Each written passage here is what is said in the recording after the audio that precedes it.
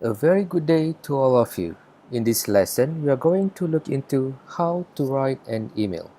And in this particular lesson, we are just going to look into just the brief introduction on how to write a good email. So to be able to write a good email is an important skill for you to have nowadays because in our daily life, in our working life, what we need the most is to be able to communicate effectively with our co-workers, with our employers, and with the rest of the employees in our working organization. So one form of communication that we have in a working environment is email writing. Therefore, to be able to write a good proper email using a good proper language and following the proper format is therefore important for us to know and to learn.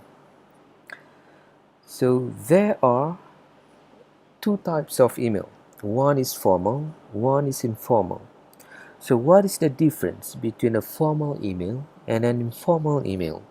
So as we can suggest from the name itself, a formal email is written when we are applying for a job. For example, when we are sending our resume, when we attach our resume in an email, therefore that email is supposed to be a formal email following a formal format. The other occasion when we write a formal email is when we are writing to our employer, to our boss, for example. So in that case, the situation would be a formal situation that requires a formal email. The other occasion is when we are responding to work inquiry. So let's say we are writing, asking, or responding to things related to work. We are responding, replying to emails from our co-workers, or we are shooting an email to our co-workers asking about matters relating to work. And finally, when we are writing to our co-workers asking or answering questions about works documents or anything that is related to our working organization. What about informal email?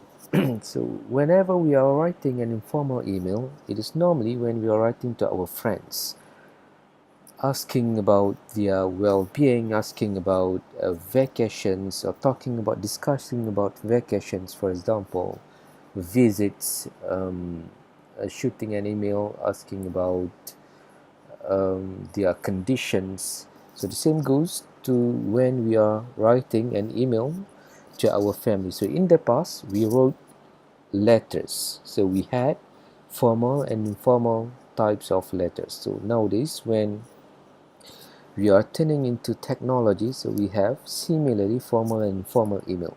So when we are writing to friends and family, normally the email would be informal or less formal. So what are the formats that we can follow when we are writing an email? So what we need the most is the subject. The subject is the title of the email. So the subject is very important because when people open their email account, the first thing that they will see first is the title or the subject of that email. So if the subject is something that is important, or the subject attracts their attention, so they will read that email and they will think that it is important for them.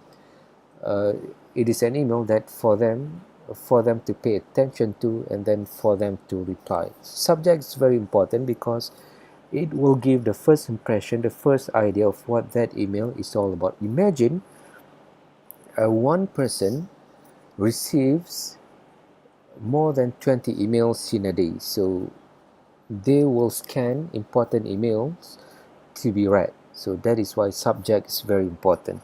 Next thing is salutation. What is a salutation? It is the phrases that we use to address people. For example, in a formal email, we say dear sir, dear madam, or to whom it may concern, dear Mr. or Mrs.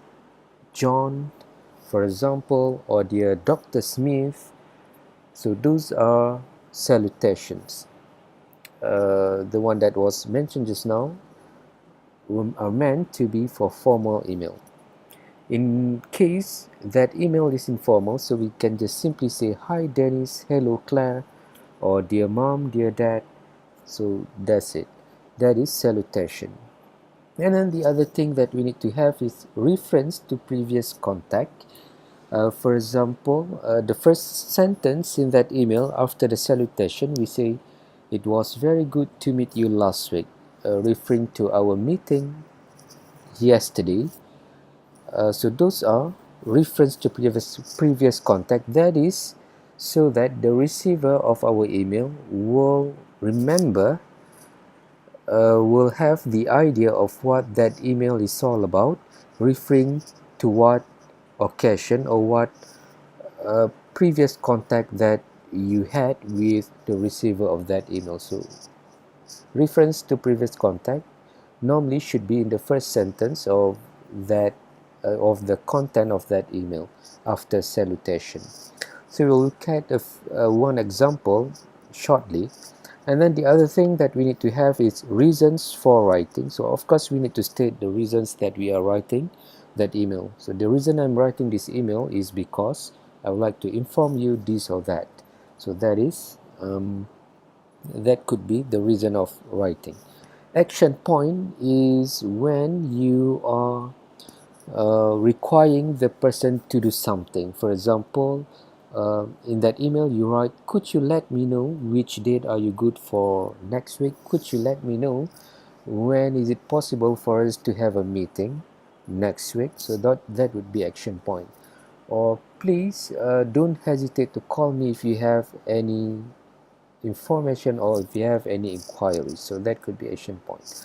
And then next thing that you need to have is reference to attachment in case you have an attachment. Could be a document. For a formal email, normally you have documents or letters or resumes as an attachment.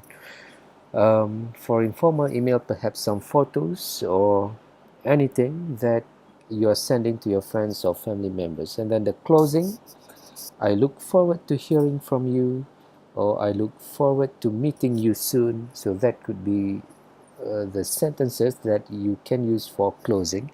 And then of course you need to have sender's name and signature, your name and then your signature, or perhaps your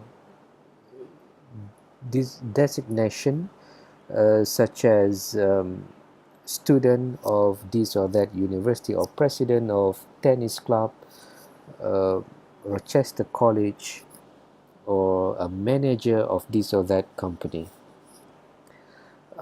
So this is an example of the structure of a formal email.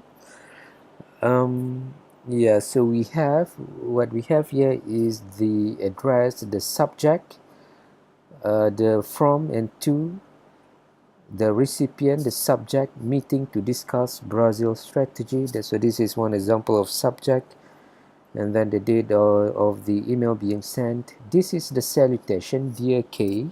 So this is quite formal. If you want to make it less formal, so you just say hi or hello to your friend or your family members.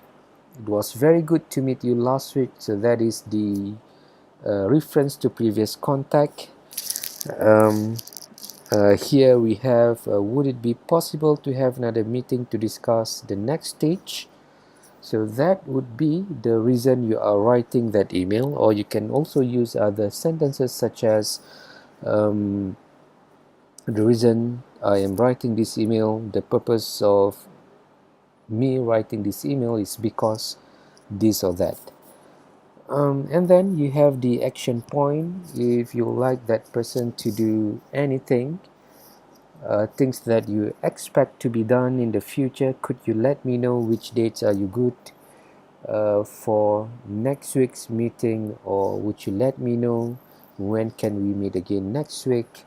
Would you let me know when is the possible date for the visit next month? So that those are the examples of action points. You are asking the recipient of that email your expectation, what need to be done, what should be done in the future. And then here we have the attachment, reference to attachment. I have attached a copy of our latest catalog to give you a better idea of the range of sports clothes that we produce. So mentioning that you have an attachment is quite important, because so that the receiver of that email will pay attention, so that they won't miss the attachment after reading your email. And then please let me know if you have any questions. So that is the action point. And then you have, I look forward to hearing from you, with best regards. Those would be the closing, and then your name and your signature. So yeah, so the structure for a formal and informal email would be quite similar, but the language used would be a bit different, in a way that for example, just now when we talk about salutation, instead of using dear sir or dear madam, you say hi Dennis or hello Claire. And then let's say when you are telling the reasons you are writing the email, for a formal email you say I am writing this email with regard to the event that we are going to hold next week. But for a informal email, perhaps you can just say just a quick note to invite you to our event next week. So in terms of the language, formal and informal, so that would be uh, something that distinguish a formal and informal email. So action point, for example, when you say could you please let me know if you can attend our event next week, that is formal. Informal, you can just say I was wondering if you could come and see me sometime next week. So something like that. The difference between a formal and informal email. Yeah, so I guess perhaps that's all for this lesson. We will discuss again in detail how to write a good proper email in the next lesson. So thank you very much. See you again in the next module.